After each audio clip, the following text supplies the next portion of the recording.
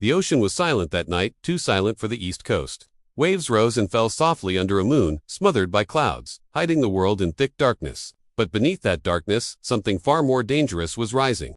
A German submarine, sleek and black like a blade, broke the surface of American waters. Salt mist sprayed into the cold June air. It was June 13, 1942. The night when four shadows stepped quietly onto American sand and almost changed the course of World War II. They carried fake identities, thousands in cash, and death hidden carefully inside their luggage. But among them was a man who would destroy the mission before it even began. Not because he was brave, but because he was broken. Because war had turned him into something he could no longer live with. His name was George Dosh. The four men moved quickly across the sand, their boots sinking into the wet beach. They wore civilian clothes, but beneath them, German uniforms clung to their bodies like a secret waiting to explode. Their pockets bulged with nearly $175,000 in American money, enough to fund sabotage missions for years. And inside their metal crates were explosives, timing devices, and detonators, tools meant to cripple America's war machine from the inside. Their mission was simple: destroy America's factories, its railroads, its bridges, its power stations. Make the nation paralyzed before it could paralyze Germany. The men had trained 4 months in a secret sabotage school outside Berlin. They learned how to blend in, how to vanish into a crowd, how to create chaos with a matchstick and a timer. And tonight, they were finally on enemy soil. But nothing in their training prepared them for what would happen next. George Dosh stared at the sand beneath his feet. This wasn't just a beach, it was a crossroads. Because the moment he touched American soil, something inside him cracked. The man Germany thought they had shaped into a flawless operative, who was about to become their biggest disaster. As the group silently dug holes to bury their uniforms and weapons, a faint beam of light cut through the fog. A flashlight, footsteps, a lone man patrolling the coast. A 22-year-old Coast Guardsman named John Cullen had wandered straight into history. Cullen approached cautiously, unsure of what he was looking at until the figure stepped forward.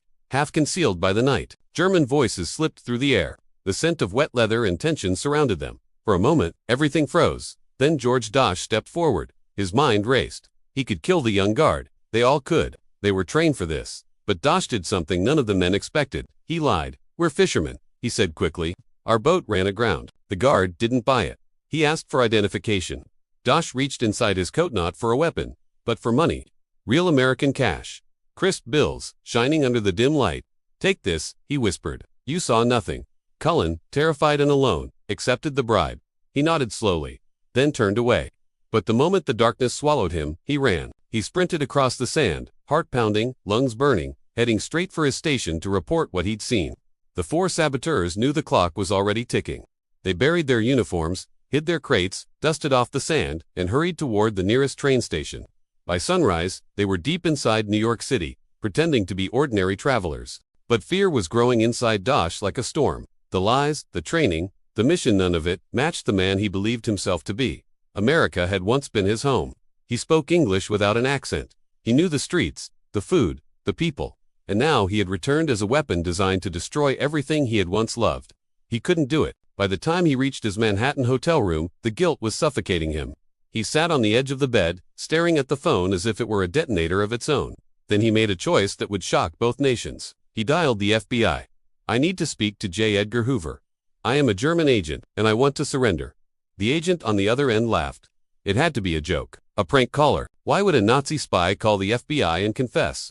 The call ended. Dosh called again. Washington. This time, another dismissal. Nobody believed him. So he bought a train ticket and traveled to Washington, D.C. in person. He walked into FBI headquarters, placed a briefcase filled with $84,000 on the desk, and calmly said the words that sent shockwaves through the room. "This is for the sabotage mission I was sent to execute. I am ready to surrender." The FBI agents stared at the money, the documents, the man who stood in front of them with cold honesty, and slowly, horrifyingly, they realized he wasn't lying. He told them everything. The submarine, the landing, the explosives buried in the sand. The second team in Florida. Names, locations, mission details, everything. And with that confession, the largest manhunt in American history began. The FBI didn't release the story to the press.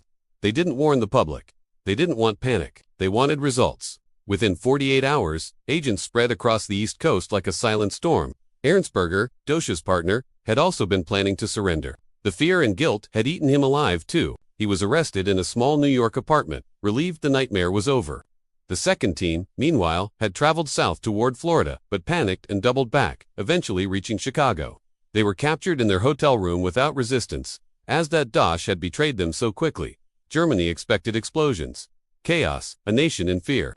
Instead, they received silence, a silence that confused Berlin and electrified Washington.